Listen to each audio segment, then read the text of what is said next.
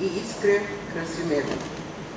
Но това, което ще ви бъде представено, ще бъдат само отделни моменти, с което да започнем в атмосфера на Левски и неговия дух.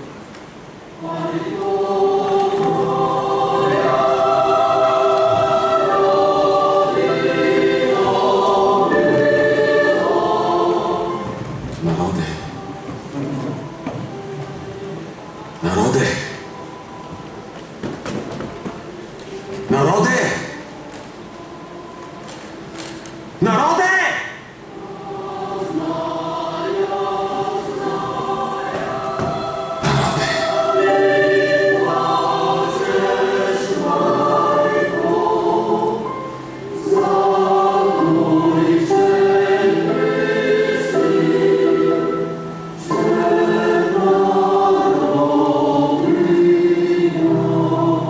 Затъй, че твоят свещен глас, майко, е глас без помощ, глас в пустинята. Плачи. Там близо край град София, стърчи, аз видях черно бесило. И твой един син, Българио, виси на него с страшна сила.